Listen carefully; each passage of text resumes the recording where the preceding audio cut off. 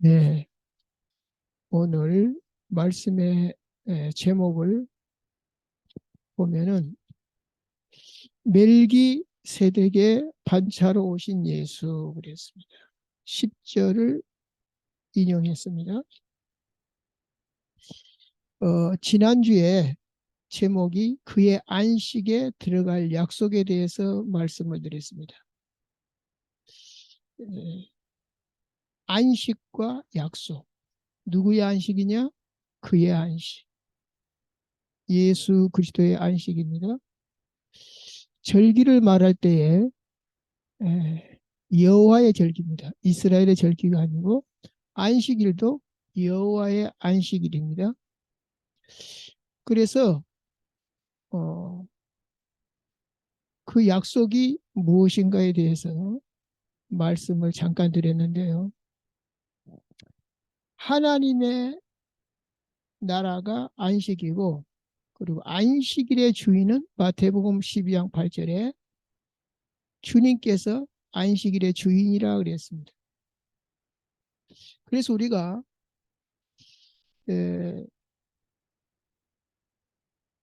예수님을 주인으로 영접할 때 안식이 이루어지고, 그 또한 창세전에 언약을 이루는 것입니다. 왜 그렇죠?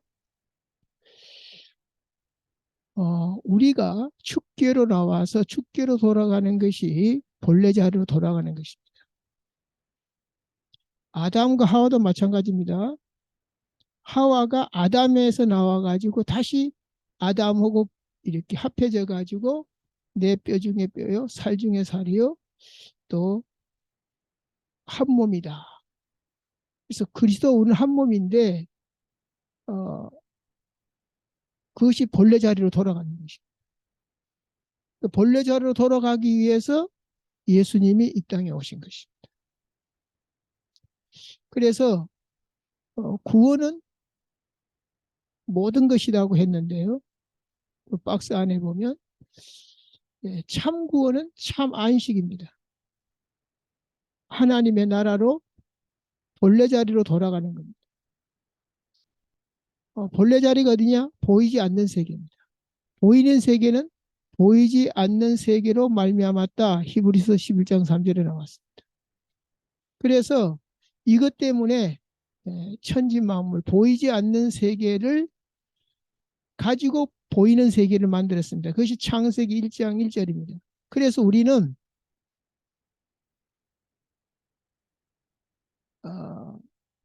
이 창세기 1장 1절에 속한 세계가 아니라, 역사 세계가 아니라 요한복음 1장 1절 태초에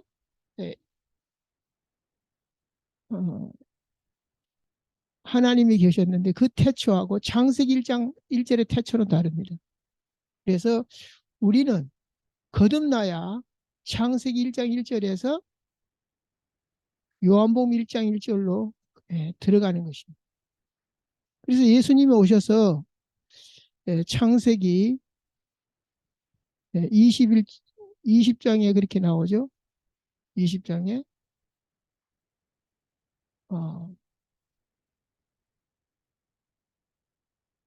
영을 부어주십니다. 부어주시기 전에 아버지께서 나를 보내신 것 같이 나도 너희를 보낸다. 이렇게 말씀하고 있습니다. 그래서 우리는 성령을 받아서, 하나님의 영을 받아서 본래 자리로 돌아가는 것입니다. 그래서 첫사람 아담은 오실 자 그리스도를 얘기하죠. 예수 그리스도의 모형이니라 표상이니라 그랬습니다. 그래서 우리는 창세기 2장 7절 흙으로 생기를 넣어 생명이 됐지만은 그리스도 예수 안에서 창세기 1장 27절 28절에 이제 존재가 되었고 그 삶을 우리는 살아가는 것입니다. 그러면 27절은 하나님과 소통하는 자요, 28절은 정복하고 다스리는데, 문제는 그리스도 예수 안에서 이 완전한 존재로 만들어졌지만 이 땅에 현실 문제가 있기 때문에 그 현실 문제를 어떻게 볼 것이냐는 것이 이제 개인마다 다르겠죠. 히브리서 4장 지난주에 1절에 그의 안식에 들어갈 약속 그랬습니다. 이미 그리스도 예수 안에서 안식이 주어졌는데 또 뭐라 그랬습니까? 들어갈 약속이 남아 있을지라도 그랬습니다. 가나안 땅에 들어갔지만 가나안 땅마저도 뭐죠? 하나님 나라의 실체는 아니죠. 젖과 꿀이 흐른다고 했지만은 실체는 아니죠. 그림자입니다. 그래서 약속은 현재 진행형 ing죠. 여기에는 약속에는 뭐가 있습니까? 기대가 있고 소망이 있습니다. 기대와 소망이 숨어 있습니다.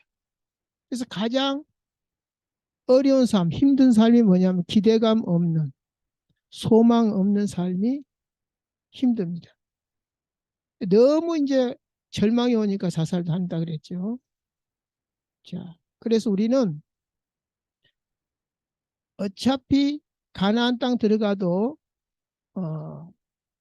그 모형이라고 했기 때문에 어차피 우리는 진짜를 가져야 됩니다. 우리 삶에 가짜를 가지면 불안합니다. 예를 들어서 법정에 가서도 내 증거가 진짜인가 가짜인가 이게 분명치 않으면 불안합니다. 내가 지금 가지고 있는 것이 땅의 것인가 영원한 것인가 하늘의 것인가 이런 것을 잘 봐야 되겠습니다. 말하자면 우리의 안식은 영원하면서 지금 누리는 것이 중요합니다. 그러니까 출애굽에서 가나안 땅 들어가기 전에 광야길에서부터 누려야 됩니다. 아니 출애굽할 때부터 이미 주신 것입니다. 문제는 누리냐 못 누리냐는 것입니다. 이처럼 우리의 문제는 현실인데 그 이유가 뭡니까? 하나님 나라의 임함에 이해가 부족해서 그렇습니다. 지금 우리는 하나님 나라에 임했다고 하는데 현실 문제라는 것은 뭐죠? 이해가 부족합니다. 그 이유가 뭐냐 했을 때 하나님의 나라가 어떻게 임했죠?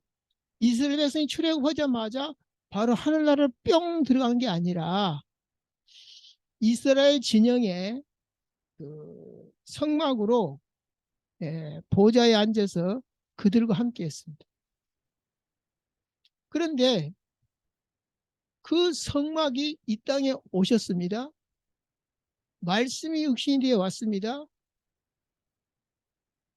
그리고 그분이 우리에게 함께 하시겠다고 했습니다. 그 약속을 이룬 것이 성령으로 내 안에 계시는 거예요.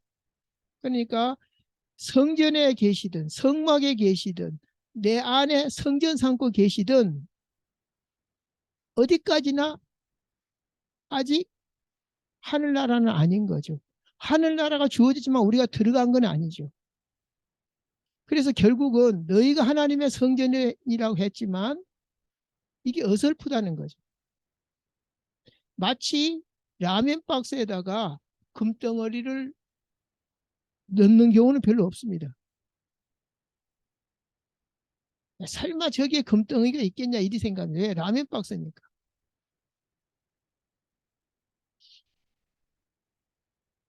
뭔가 포장지가 근사하면 저기에 뭐가 있겠구나 이렇게 합니다. 그 사도 바울은 뭐라고 자기를 표현했냐면 보화가 질그릇에 담겨 있다 이렇게 얘기합니다. 질그릇은 뭐죠? 사도 바울 자신을 얘기한 겁니다. 질그릇은 뭐죠? 보잘것없고 쉽게 깨지는 겁니다. 그렇기 때문에 사도 바울은 그렇게 표현했습니다. 그러니까 결국은 금덩이가 안 보이고 라면 박스가 보이기 때문에 실감이 안 나는 거죠. 그래서 보화가 감추어져 있다 이렇게 얘기하고 있습니다.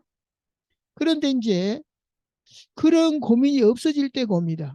요한복음 14장에서는 하나님의 나라가 어떻게 임하냐 했을 때 예수님이 너희를 위하여 거처를 예배하러 가노니 그랬습니다. 자, 신부를 택하면 신랑이 거처를 준비합니다. 구약에 자, 그것을 그대로 성경대로 말씀을 하신 것입니다. 내가 다시 와서 이 말은 재림이죠. 너희를 내게로 영접하여 나 있는 곳에 너희도 있게 하라. 그때는 뭐 이제 갈등이 없죠. 뭐 포장도 라면 박스도 필요 없는 거고요. 그러니까 우리의 지금 우리의 구원은 영혼 구원입니다. 육체 구원은 구원은 부활을 해야 되는 것입니다. 지금 우리가 육체를 가지고 있기 때문에 어설프기 때문에 야 진짜 뭐 하나님이 나와 함께하나 이렇게 예, 의심도 할 수 있다는 것입니다. 자, 어쨌든 그 안식에 대해서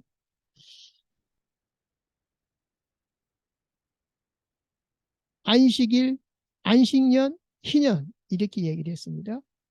이 공통점은 뭐죠? 다 해방입니다. 자유입니다. 공통점. 그래서 예수님이 이 땅에 오실 때에 첫 마디가 뭐라 그랬냐면은 어, 희년을 가지고 왔다 했습니다. 희년. 모든 것을 되돌려 놓는 것입니다. 땅도 노예도 뭐 그 뭐죠? 빚도 다 원래 하나님의 것이기 때문에 되돌려 놓는 것입니다. 그래서 안식은 우리에게 이미 주어졌지만 우리가 지금 이제 안식일을 구약에도 안식일이 있었고 신약에도 안식일이라는 말은 없지만 그 구약을 모델로 해가지고 우리가 주일마다 예배를 드립니다.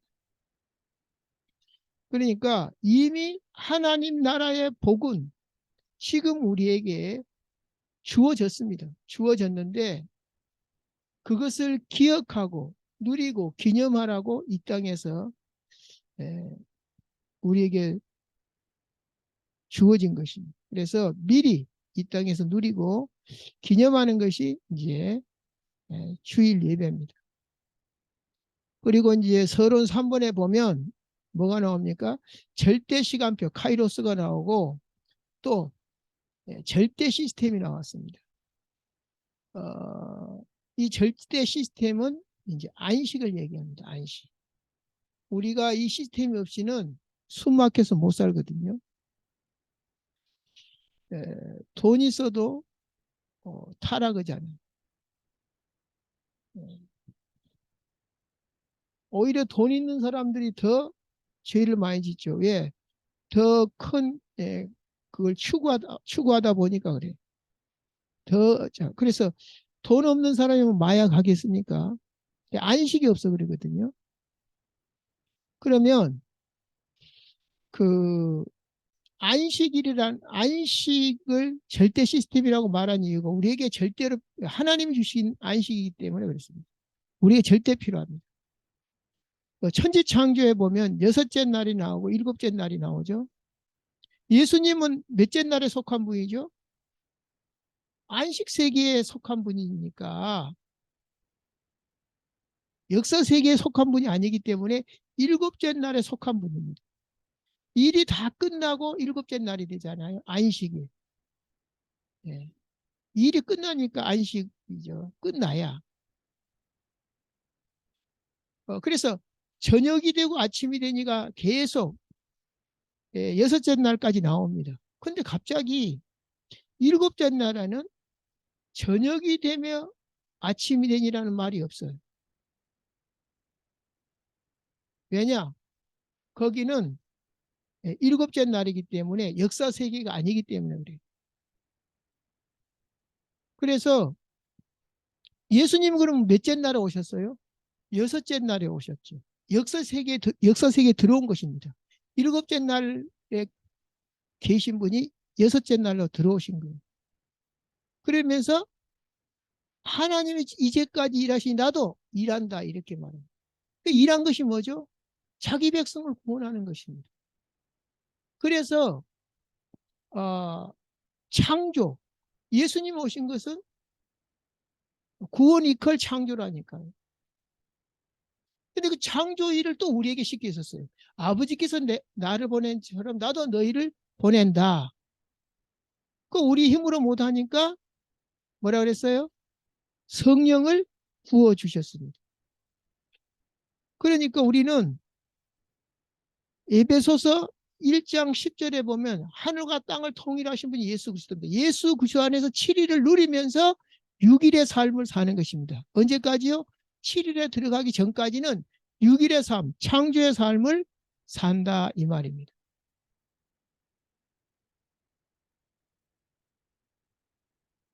그러면 이제 이런 시스템을 가지고 우리가 늘 안식을 못 누리면 7일에 안식을 못 누리면 6일에 창조의 삶을 못 산다는 거죠. 힘이 없으니까. 그래서 7일의 삶은 창세기 1장 27절의 영적 상태고 28절 정복하고 다스리고 주님의 일을 하는 것이 바로 28절이 여섯 번째 날이 되는 것입니다. 그러면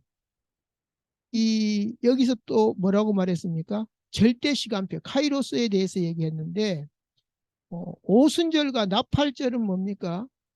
바로 7대 절기입니다. 7대 절기 속에 살면서 여섯째 날은 창조 사역이고 여섯째 날까지가 그 다음에 일곱째 날은 안식을 누려야 되는데 예수 그리스도로 말미암아 일곱째 날에 안식을 누리는 시스템 중에 여섯째 날을 우리가 사는 것입니다. 바로 7대 절기 속에 이것은 바로 역사 세계죠. 일곱째 날은 이 역사 밖의 세계입니다. 그래서 통일하신 분이 예수 그리스도. 그래서 7대 절기의 카이로스 속에 절대 시간표 속에서 이루어지고 있는 것입니다. 그 두 가지, 그러니까 하나는 시스템, 하나는 카이로스. 이것을 우리가 알면은 매일 은혜를 받아야 될 이유를 이제 알게 되는 것입니다. 그러면 이때 이제 우리가 어떤 사역을 해야 되겠냐 했을 때 이제 절대 여정이 나오죠. 언약의 여정이 나오는데 우리 이혜지 집사한테 한번 적용을 시켜봤습니다. 세계복음화 하려면은 능력이 있어야 되는데 어느 정도 능력이 있어야 되냐? 세계화가 돼야 된다. 내가 하는 일이. 그것이 사업이 됐든 전도가 됐든 뭐가 됐든 세계화가 돼야 됩니다. 이유는 세계를 살리려면 내 하는 일이 세계화돼야 되는데 지금 이때 세계 복음화의 경제를 줍니다. 그러면 이것이 이론뿐만 아니라 실제로 오늘날 경제가 글로벌 시대입니다. 예전에는 이제 자국에서 히트를 쳐야 되는데 지금은 글로벌적으로 히트를 쳐야 됩니다. 그리고 그런 망이 이미 구축이 됐습니다. 인터넷 시대다 그러죠. 이미 시장은 237화 됐습니다. 그러면 우리가 가진 이 복음이 어떤 기능이냐? 치유하는 겁니다. 인류를 치유하는 것. 그리고 우리의 미래는 렘넌트에 있는 것입니다. 그래서 이처럼 문제는 현실이지만 하나님이 주신 그 비밀은 여섯째 날의 안식을 누리는 것입니다. 그것이 27절이죠. 일곱째 날 안식을 누리는 것이 27절이고 여섯째 날의 창조 사역은 우리의 삶입니다. 그것이 1장 28절이죠. 그래서 이 일의 증인이 되면 됩니다. 누구 때문에 가능하다고요? 에베소서 1장 10절. 하늘과 땅을 통일하신 분입니다. 그리고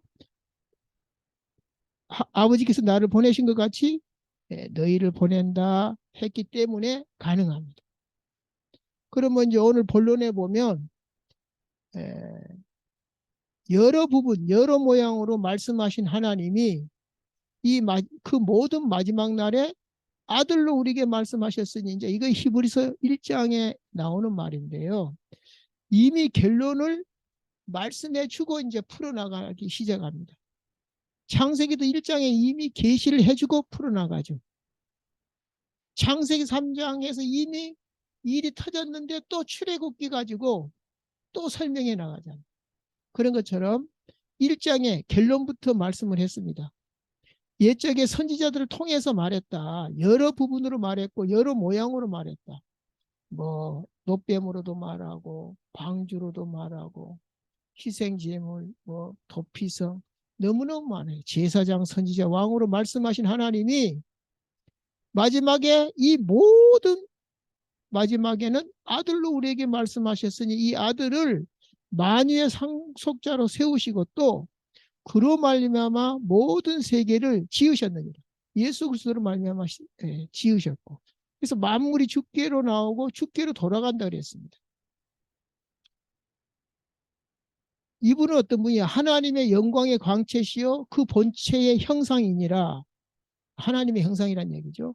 그 능력의 말씀으로 만물을 붙드시며 죄를 정결하게 하는 일을 하시고 높은 곳에서 계신 지극히 크신 이의 우편에 앉으셨느니라. 우편에 앉았다라는 말은 뭐죠?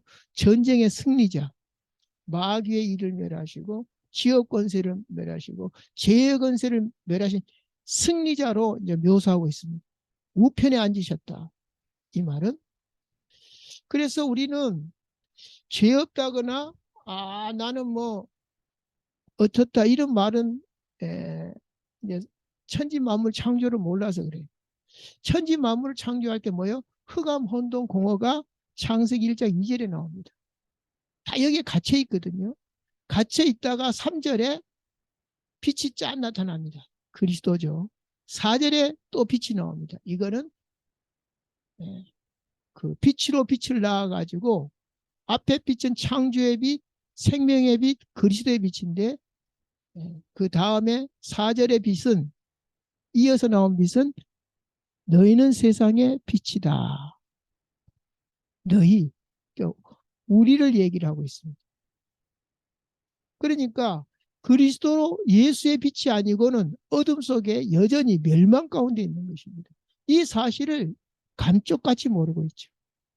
그래서 그걸 보고 이제 영성이 어둡다 그런 것입니다. 우리는 지성도 필요합니다. 인성도 필요합니다. 영성은 더더욱 필요합니다.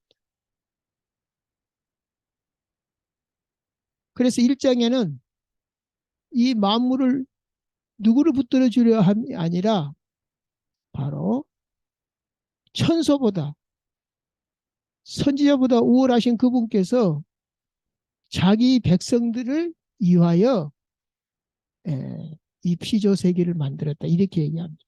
천사들을 위하여 만든 것이 아니다.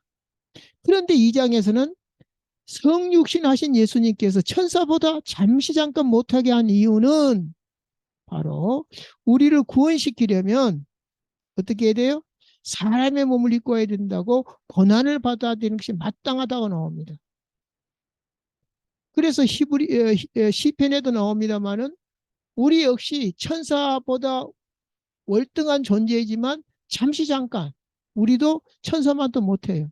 그러나 아담과 하와의 계시에서 보여준 것처럼 우리가 예수께로 나와서 예수께로 돌아가기 때문에 돌아가면 당연히 우월하겠지만 돌아가기 전까지는 잠시 잠깐 우리도 천사보다 못한 존재로 이 땅을 살아갑니다.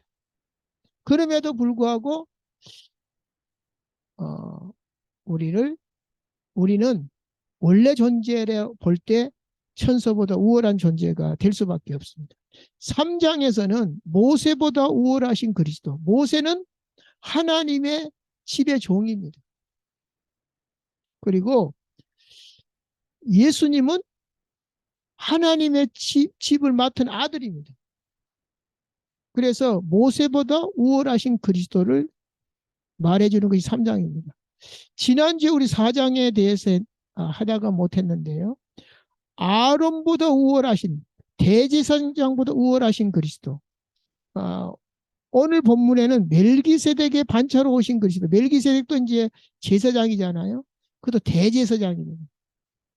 근데 사람은 어떻게 됩니까? 오면은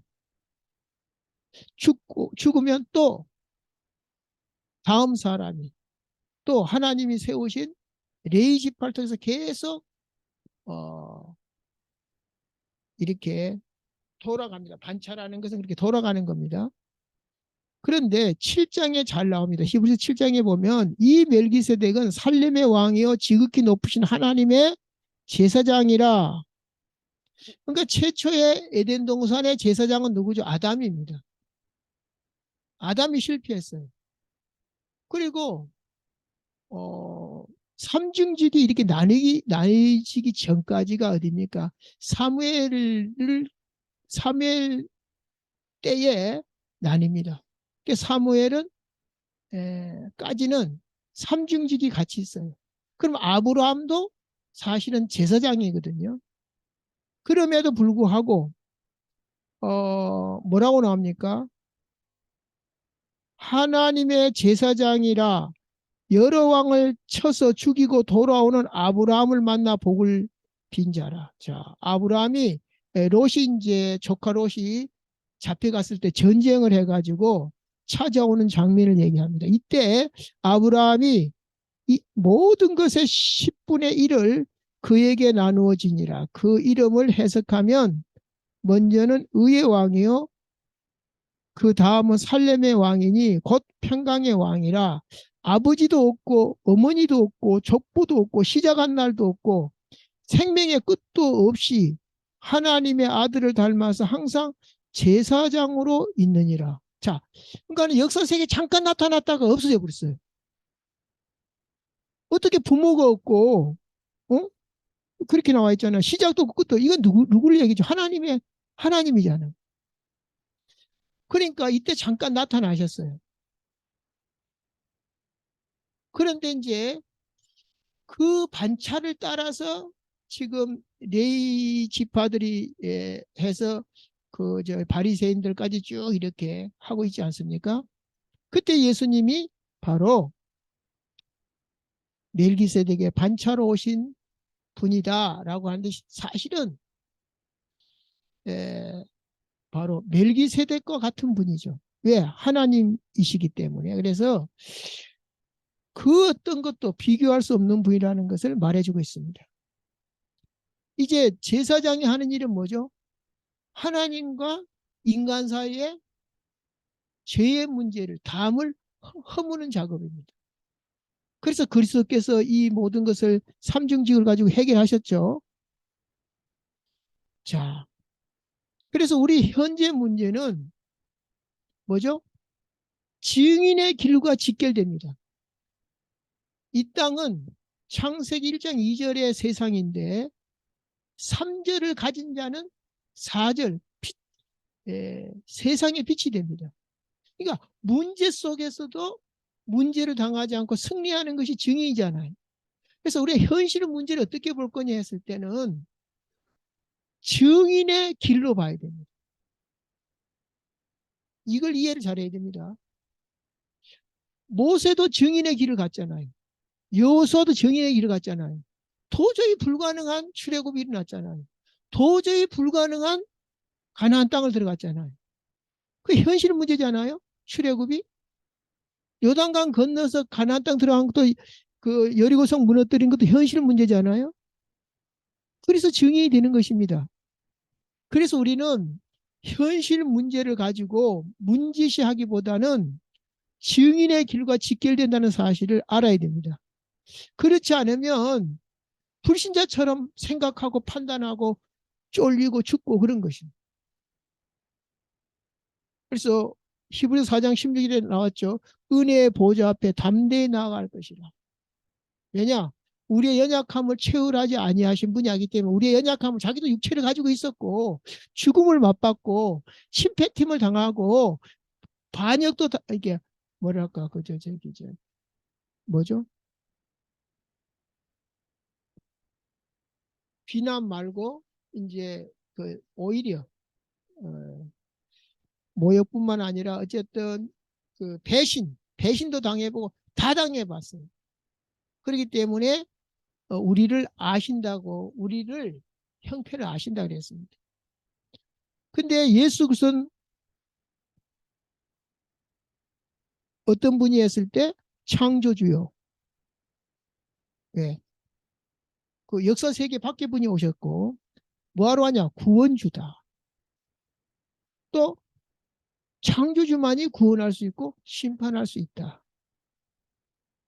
그 증거가 현실적 증거가 바로 혈과 육에 속했기 때문에 그 마귀의 세력을 잡은 자, 사망의 세력을 잡은 자, 마귀를 없이 하시며 이 근본 문제 이걸 죽기를 무서함으로 일생에 매 종노릇하는 모든 자들을 놓아주려 하심이라 근본 문제를 해결하러 오신 것입니다. 우리가 연약하여 할 수 없는 그것을 하나님은 하시나니 그랬습니다. 그래서 예수님이 육체의 모양으로 오셨고 피조물로 오신 것입니다. 창조주로서 피조물로 오신 것입니다.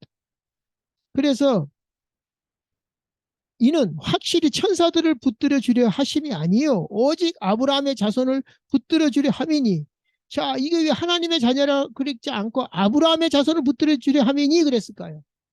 히브리인들을 대상으로 글을 썼기 때문에 유태인들을 대상으로 글을 썼기 때문에 아브라함의 자손을 붙들어 주려 함 너희들을 붙들어 주려 합니다 이렇게 말씀하고 있는 것입니다. 그렇죠. 우리처럼 똑같이 시험을 당하시고 고난을 당하셨은즉 시험 받는 자들을 능히 도우실 수 있느니라 그랬습니다. 다행이죠. 우리 예수 그리스도가 내 안에 계신다는 것은 요한복음 14장 6절 길이요 진리 생명을 소유한 것이요 그리스도는 히브리서 13장 8절에 어제나 오늘나 영원토록 동일하신 분을 우리가 소유하고 있기 때문에 우리는 어떤 문제 사건에서도 우리는 증인될 자세를 갖춰야 됩니다. 그래서 문제에 대해서 어떻게 우리가 생각해야 됩니까? 우리는 이 현실 세계를 두려워하지 말라는 것입니다.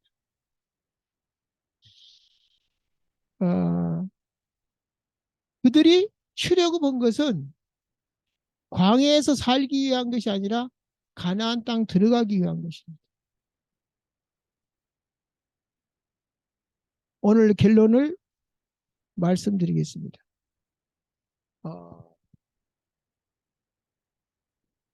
우리와 함께 하시는 예수님은 어떤 분이냐?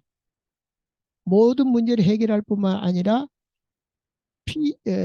역사 세계 밖에 계신 일곱째 날에 계신 분이 우리 여섯째 날에 들어오셔서 우리에게 안식을 주시고 또 우리를 통해서 예수님이 하신 일을 너희도 하게 하시겠다고 약속을 주시고 가셨습니다. 그래서 안식일의 주인으로서 창세전 언약을 성취하신 분입니다.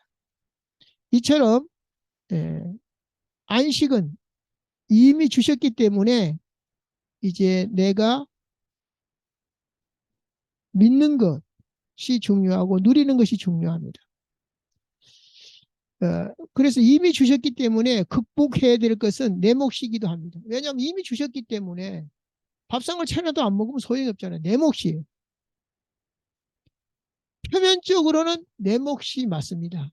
하지만 더 깊이 들어가 보면 은혜 받으면 쉬워집니다. 왜냐? 이게 억지로 믿어갖고는 힘들거든요. 피곤하거든요. 그러니까 성령을 우리에게 주신 것은 왜 주셨다 그랬죠? 모든 것을 알게 하고 믿어지게 하려고 성령을 주셨다 그랬어요. 그러니까 불신자들은 안 믿어지는 게 당연합니다. 왜냐? 성령이 안 계시니까. 그래서 오늘 성령 충만 받아야 될 이유를 다시 한번 생각해 봐야 되겠습니다. 그래서 오늘 결론대로 은혜의 보좌 앞에 담대히 나아가는 축복을 늘 누리시면은 최고의 응답인 WIO가 기다리고 있습니다. W는 뭐죠? with.